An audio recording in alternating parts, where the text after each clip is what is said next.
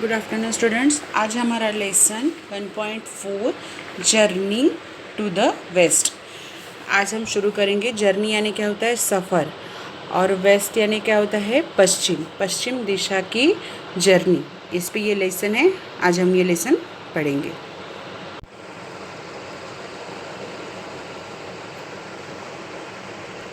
Journey to the waste.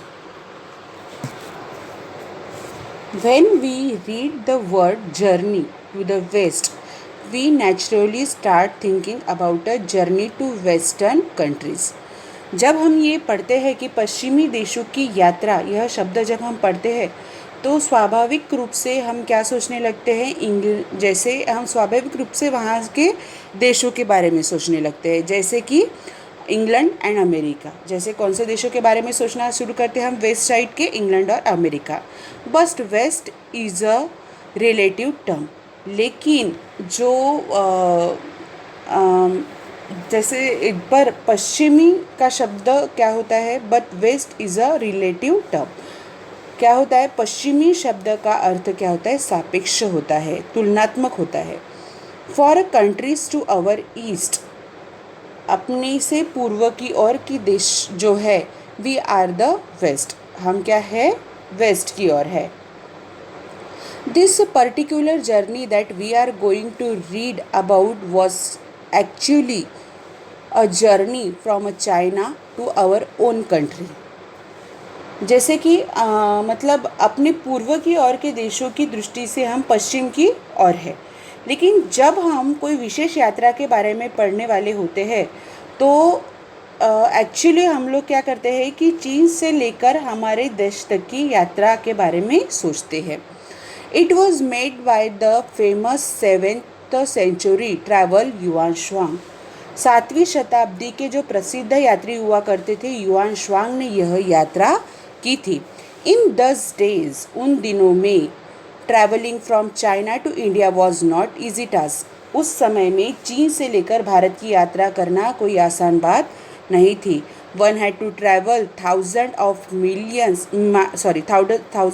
Miles on a foot of horseback, crossing deserts, crossing snow-clad mountain, crossing strange, unfamiliar regions, using roads where bandit are and robber remarked.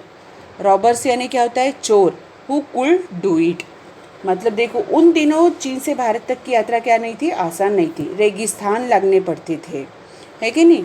उसके बाद हिमाच्छादित जो पर्वत होते हैं, पर्वत होते जहाँ पे बहुत बर्फ़ पड़ती है वो, और बहुत से ऐसे देश होते हैं जिनको हम जानते नहीं हैं, ऐसे अपरिचित प्रदेशों को रौंदते हुए जहाँ पे लुटेरे होते हैं, डाकू घूमते रहते हैं, उन मार्गों पर हज़ारों मील की पैदल यात्रा कर कर, घोड़े पर बैठकर ही करनी पड़ती थी। He want to take Buddhist scripture from India to his homeland in China. It was like a pilgrimage to him. देखो, वो क्या करना चाहता था? वो एक ऐसी यात्रा करने वाला था जहाँ पर युआन शुआंग का एक सपना था, ड्रीम था कि वह भारत से बौद्ध धर्म के पवित्र ग्रंथ जो थे वो कहाँ लेके जा सके? अपनी मातृभूमि। उसकी मातृभूमि कौन सी थी? चीन। वो अपने हिंदुस्तान के, भारत के जितने भी बौद्ध साहित्य ग्रंथ थे वो कहाँ ले जाना चाहता था? अपने मातृभूमि चीन ले जाना चाहता था। उसके लिए वह एक धार्मिक यात्रा थी। Xuanzang undertook the long and difficult journey to follow his dream. उसको अपने स्वप्न पूर्ण करने के लिए बहुत ही लंबी और कठिन यात्रा करनी थी, प्रदीर्घ यात्रा करना थी। For 17 long years. कितने वर्षों की यह यात्रा थी?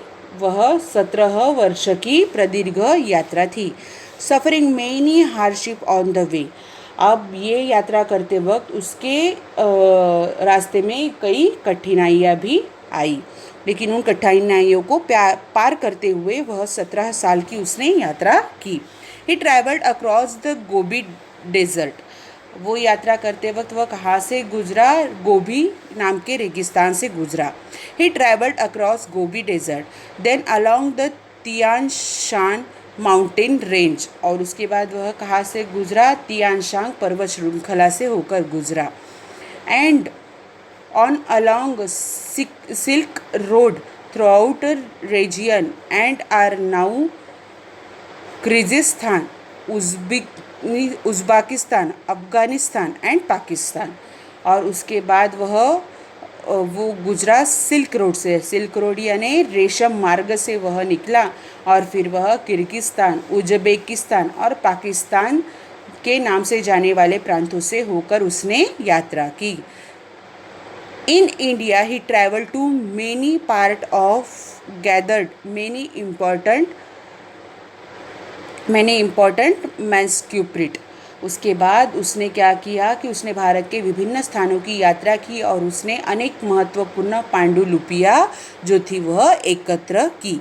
ठीक है, आगे का लेसन हम कल पढ़ेंगे। हमारा लास्ट पैराग्राफ से बचा हुआ है। आज हमने 3 पैराग्राफ पढ़े हैं, उसको आपको अच्छे से रीड करना है।